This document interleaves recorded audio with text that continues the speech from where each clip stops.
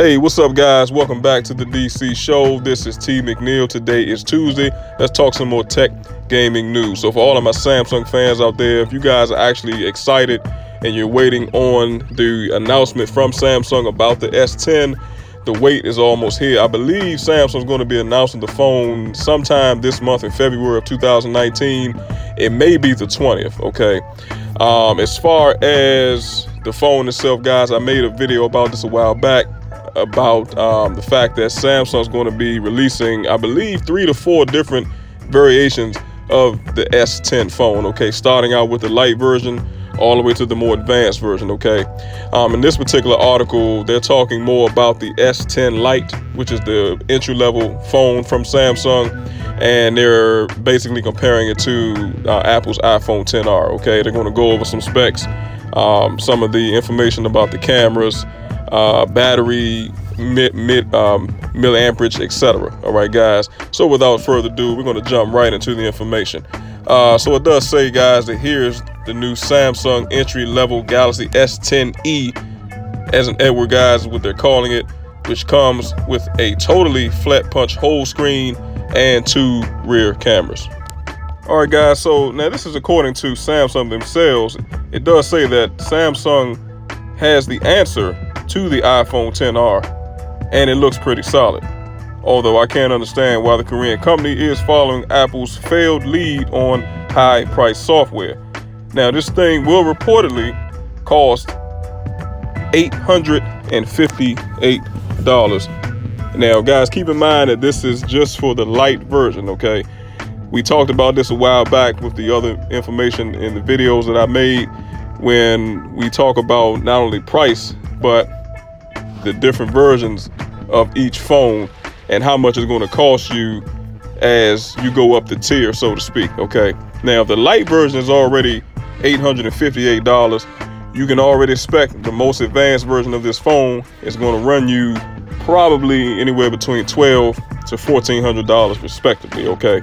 So at the end of the day, what you're paying for is not only the top of the line specs, but you're paying for the most space. That meaning the gigabytes on the phone, okay? So I think at the end of the day, it's really depending on the consumer and the consumer's choice, so to speak. But the light version of this phone really does seem like it's going to be very powerful. But let's continue with the rest of the information. All right, so now let's actually go into some of the comparison between the two phones as far as the Samsung Galaxy S10e or Lite and Apple's iPhone XR, all right? Now, the XR, starting with the display, the new S10e would allegedly have a completely flat 5.8-inch AMOLED display versus XR's 6.1-inch LCD IPS notched panel, which consumes more power and has the worst color and contrast than Samsung's screen. And furthermore, as far as the fingerprint sensor goes on the Galaxy S10, regardless of what version that you choose, the fingerprint sensor is reportedly on the side power button this time, like the Galaxy A9, but it doesn't have a dedicated Bixby assistant button, thankfully, which I know back when I had the Galaxy S8, guys, I really wasn't a big fan of Bixby, and I didn't quite understand why they actually included a Bixby button. I mean, I think most people that actually had the Galaxy S8 or even the S9, so to speak, really didn't use that feature at all, okay? So it really was just a waste of space, and it just wasn't necessary for Samsung, in my opinion, to even include that. And now I think they're starting to see the results of having that button, and it really wasn't that big of a deal in the first place. So at the end of the day, you know, if consumers are not going to use it, they're not going to continue to include it, all right? So it's good to see that, you know, this button is going to be completely dedicated to the side power button and the fingerprint sensor. All right, but let's continue. Now, I know that you guys have been seeing the pictures of the Galaxy S10 versions of this particular phone from Samsung, but let's actually go over some information as far as the official colors of these phones. Now, it does say that the S10e will be available in 5 colors. Now, here you can see them for yourself.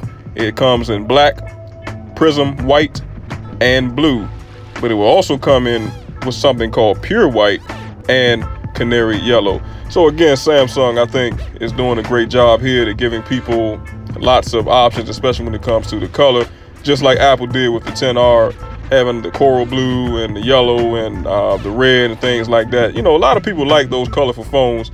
Me personally, I really don't care for the colorful phones like that.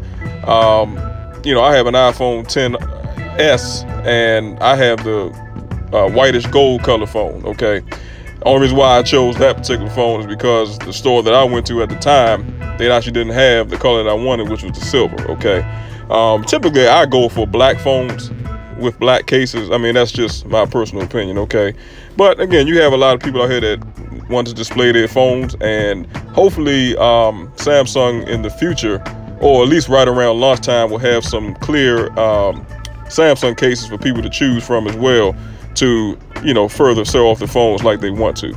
All right, so let's do a little bit of comparison as far as specs on both the Apple iPhone 10R and Samsung's new Galaxy S10e or the S10 Lite. Now, it does say that inside the phone will have the same processor as the S10 and the S10 Plus, which is going to be a Qualcomm Snapdragon 855 in the US and a Exynos 9820 in Europe and Asia.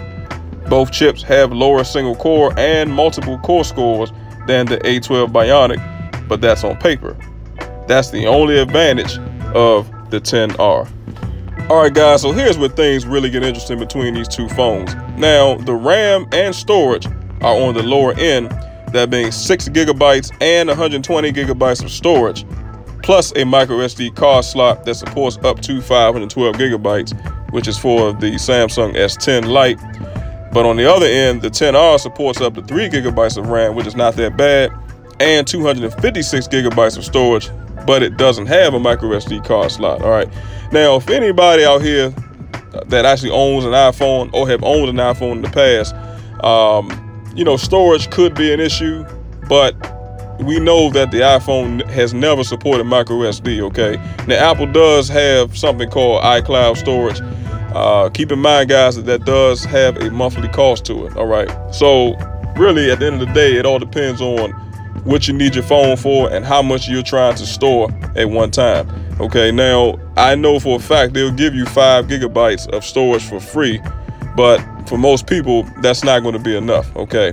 So you can opt out to pay for iCloud storage, but it's going to be a monthly cost. All right. But on the flip side of that, if you decide to get a 512 GB memory card, I know for a fact that those are not that cheap. Okay, so either way, whether you go with Samsung or if you go with Apple, you're going to pay.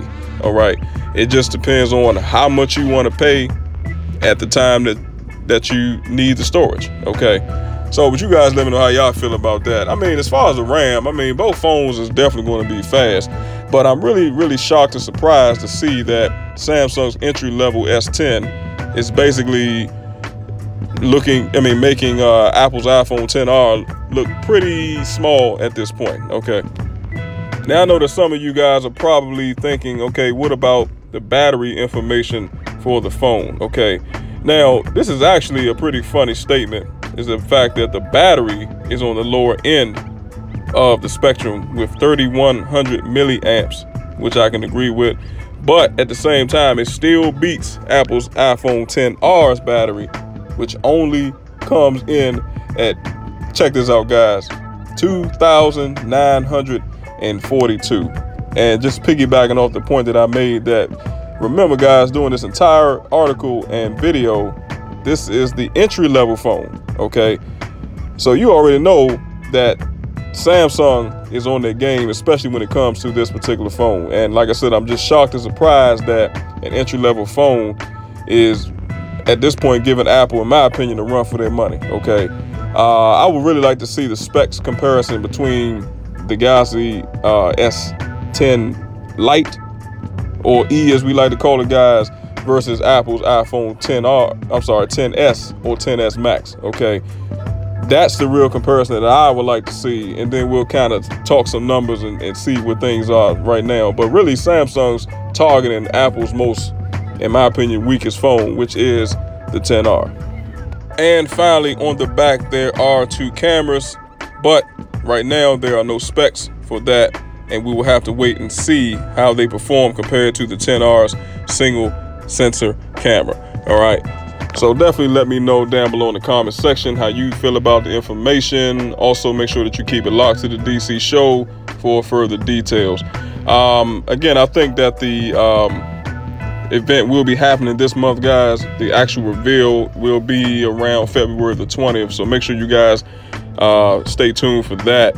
And that should be pretty interesting to see the official design and everything of the Samsung S10. Okay, hopefully we'll be able to see all the different versions. They'll be able to go over even more specs and compare even the different versions of those phones as well, that being the light version, the standard version, and the S10 Plus. Okay, but again, it's supposed to be at least 1 or 2 more versions of this phone. So again, hopefully they'll be able to reveal everything and get all questions answered. All right, I think, guys, at the end of the day, Samsung is coming back with a bang, you know, and then keep in mind too that the new Samsung S10 will be supported under the 5G network. Okay, guys, so that's going to even blow things out of the water even more, especially for Samsung. Okay, but I think Samsung is making a mistake with the pricing of the phones. Now, we already know how much the light version of the phone will be, being over $800. So that's really making me nervous, especially when it comes to the standard S10 and even the S10 Plus. That's the one that's really going to probably be at least, like I said, $1,200 to $1,400, okay, which is going to be extremely too expensive.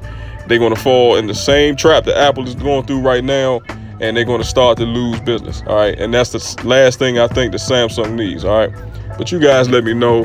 I think, like I said, it's going to be a beast of a phone. Is it enough to make me switch back to Samsung?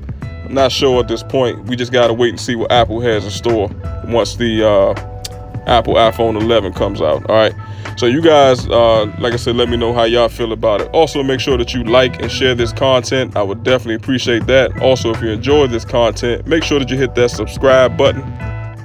And last but not least, do not forget to hit the bell symbol so that way you receive notifications first when the DC show puts up new content. All right, so I appreciate you watching and listening and tuning in. Until the next time, have a good one.